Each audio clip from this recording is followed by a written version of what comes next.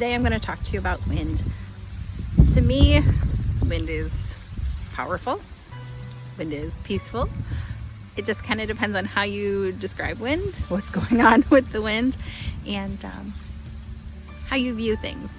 The year that we bought the 5-acre homestead, the word that I believe that God laid on my heart was wind, winds of change.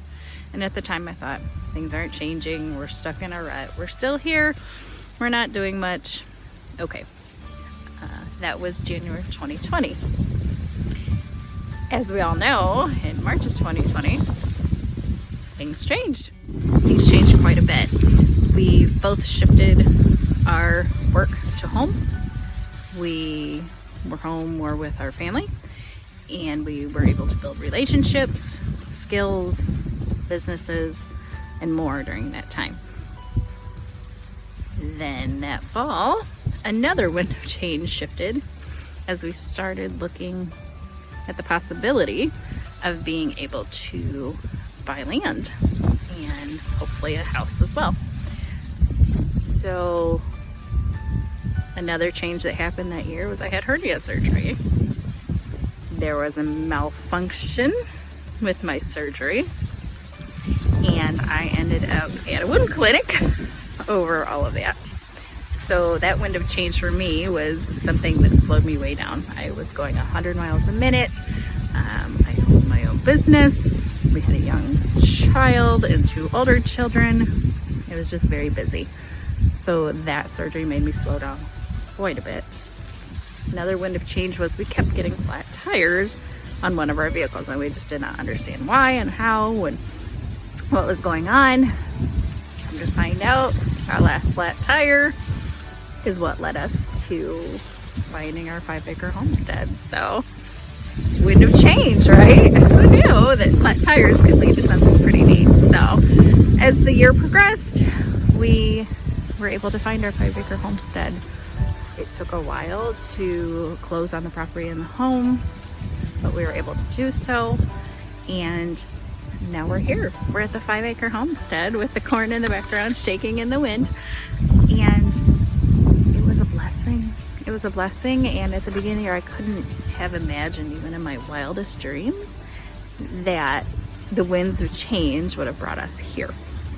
So I would just encourage you to embrace the wind. Embrace the changes that God is bringing to your life. Sometimes, like the wind, the changes are hard and they're strong and they blow you over. And sometimes they're gentle and they're a nice breeze in your hair, and they're refreshing. And sometimes they're somewhere in between, and that's kind of how our lives are. They're not always easy, and they're not always hard, and they're not always somewhere in between. But I guarantee that through every piece of wind, every shift, every emotion that you will go through, that God is with you. He is there through the good and bad, the strong and the easy. He is there. He wants what is best for you, and I would encourage you to look to Him in the times that you're being blown over, and the times that you're rejoicing and jumping in the wind. I would like to encourage you to always look to Him, no matter what, because He is always there. And for me, it's gotten me through a lot. It's gotten me through so many things. When there were times in my life the wind was so strong, the only way I knew how to turn was to God, to cry out to God, to yell, to scream, to cry. And then God gently moved me into a direction that showed me that there was hope, and that there is always a hope. And He gently guided me that way, like the wind gently guides us, or this corn, or the clothes on the clothesline. But I would just like to encourage you to think of God like the wind. He's strong and He's gentle, and He's always there. He's there to support us and there to knock us on our rears sometimes if we need it.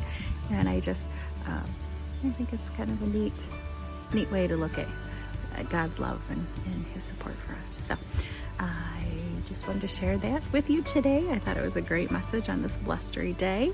I would encourage you to go outside as the weather is turning to winter. We do get a lot of wind, And it's kind of like a symphony from God. You know, you've got the reeds moving, you've got the leaves moving, you've got the corn stalk shaking, you've got the leaves scattering across the ground, and it's just a beautiful symphony of God's presence in our life right now. And I'd encourage you to go outside and enjoy that. So until I talk to you again,